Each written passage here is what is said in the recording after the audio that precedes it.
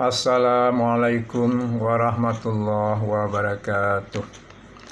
Alhamdulillahirrabbilalamin. Wassalatu wassalamu ala asyrafil mursalin Sayyidina Muhammadin wa ala alihi wa ashabihi ajma'in. Amma ba'du.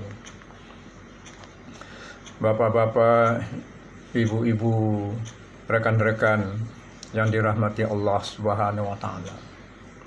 Dengan mengucapkan puji syukur kehadirat Allah Subhanahu wa taala, karena dengan segala rahmat, kurnia dan nikmatnya lah, alhamdulillah kita berada dalam keadaan sehat walafiat. Selawat beriring salam, marilah sama-sama kita sampaikan kepada junjungan kita Nabi Muhammad sallallahu alaihi wasallam. Allahumma shalli ala Muhammad wa ala ali Muhammad. Semoga beliau memberikan syafaat kepada kita di hari akhirat kelak. Amin. Ringkasan tafsir surat Hud ayat 116 sampai 119 yang merujuk kepada tafsir Al-Azhar karangan Buya Hamka dengan temanya meninggalkan kemewahan.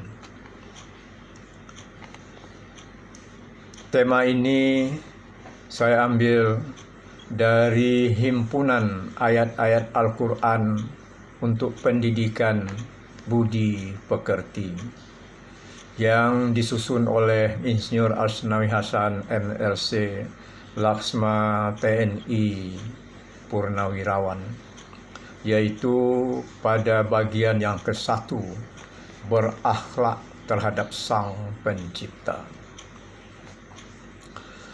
Salah satu sebab merosotnya budi pekerti atau akhlak suatu umat adalah jika tidak ada dalam kalangan itu orang-orang yang disebut ulu baqiyatin.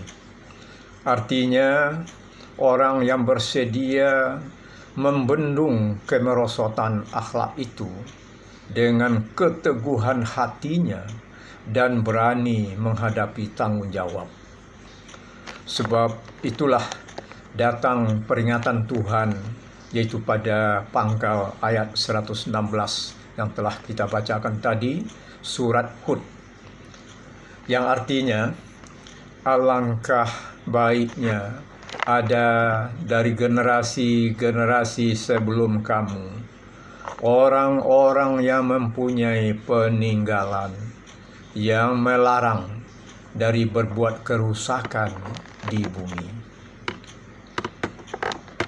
Ayat ini itu menjelaskan betapa pentingnya ada orang-orang baik yang meninggalkan jejak yang selalu akan dikenang oleh generasi-generasi yang akan datang.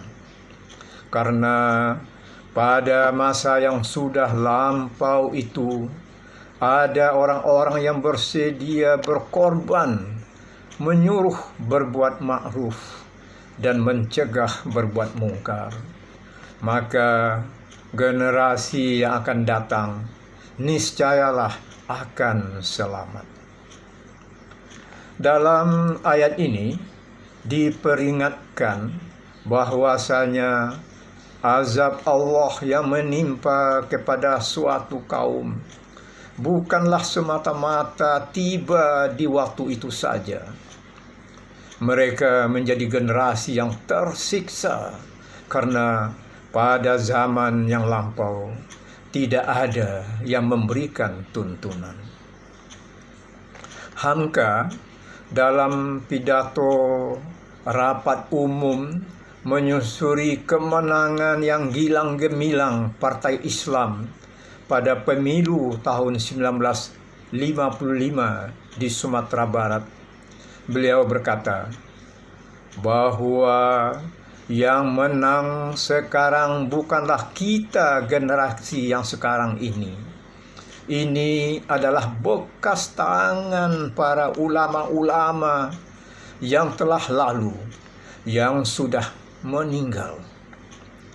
Karena kemenangan itu di tahun 1955 telah ditanamkan oleh tuanku Imam Bonjol tahun 1822 yang berani menentang dan melarang usaha membuat kerusakan akhlak di muka bumi. Lanjutan ayat 116, kecuali sedikit dari mereka yang kami selamatkan. Hanya sedikit orang yang terlepas dari azab siksaan Tuhan diselamatkan dari bahaya. Karena sedikit pula usaha orang yang meninggalkan jejak baik. Sedikit bilangannya, maka sedikit pula hasilnya. Kemudian ayat selanjutnya mengatakan, dan mengikuti orang-orang yang zalim akan kemewahan yang telah biasa mereka padanya. Lanjutan ayat ini demikian jelasnya, yaitu bahwa orang yang zalim, yang bersikap aniaya, baik kepada orang lain ataupun kepada dirinya sendiri, bukanlah mereka mengikuti seruan kepada kebenaran. Yang mereka ikuti ialah kemewahan dan hidup yang berlebih-lebihan, karena nafsu tidak dapat terkendalikan lagi. Dikatakan yang ada pada mereka padanya. Artinya kehidupan mereka, kekayaan, pangkat, dan jabatan memberi kesempatan mereka buat hidup bermewah-mewah dan marah kalau ada yang menegurnya. Tidak ada suatu ajaran agama yang mengendalikan diri mereka. Tidak mereka dengar nasihat-nasihat dari orang-orang yang disebut yang meninggalkan jejak tadi. Di ujung ayat 116 dikatakan, dan adalah mereka itu orang-orang yang durhaka.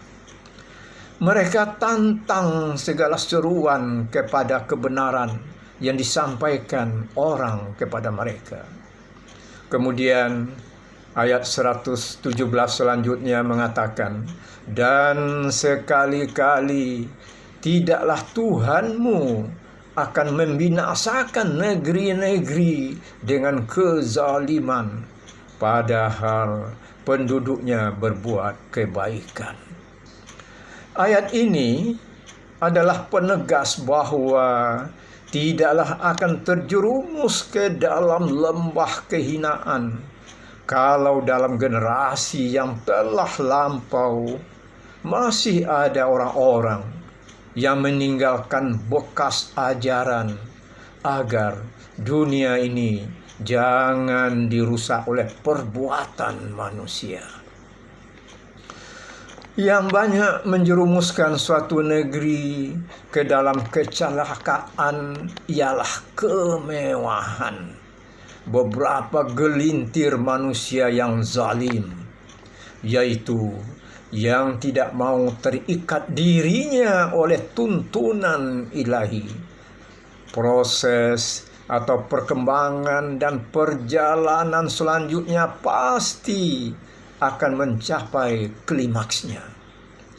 Pada akhirnya mesti datang keputusan dari Tuhan, yaitu kehancuran.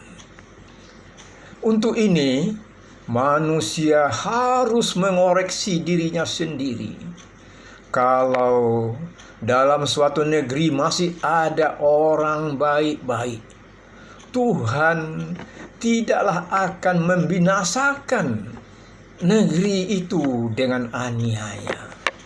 Karena itu, manusia harus mencari kesalahannya sendiri jika terjadi apa-apa. Jangan Tuhan yang disesali.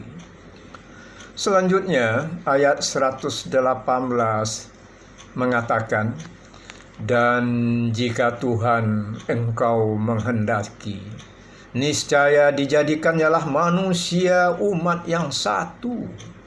Akan tetapi senantiasa jualah mereka berselisih. Artinya, kalau Tuhan Allah menghendaki, bisa saja manusia itu bersatu semua, akur semua, tidak ada yang berkelahi, damai saja. Mustahillah Tuhan Allah tidak sanggup mentakdirkan sama seperti demikian. Akan tetapi Allah telah mentakdirkan lain. Manusia tetap saja dalam perselisihan. Ada yang jadi Firaun, ada yang jadi Musa, ada yang jadi Abu Jahal, ada yang jadi Muhammad.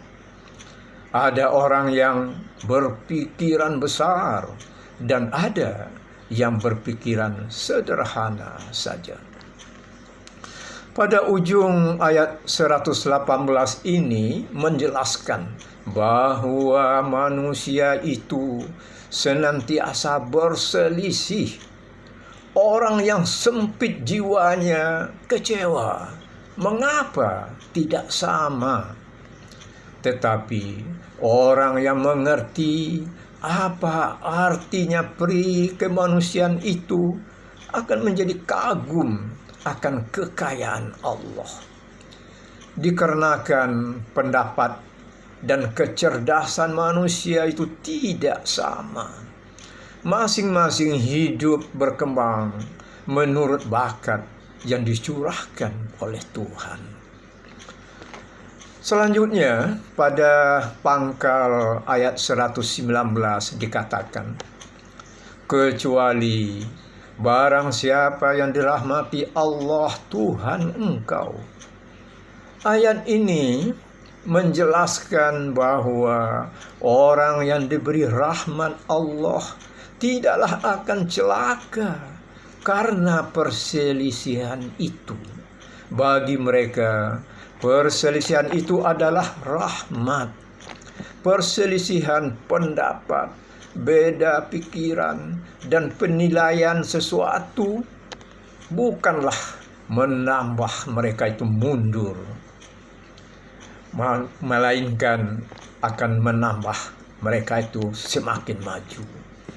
Manusia sebagai khalifah di muka bumi diberi Tuhan persenjataan, yaitu akal. Hasil pendapat akal ini diketengahkan kepada sesama manusia. Itulah dia rahmat.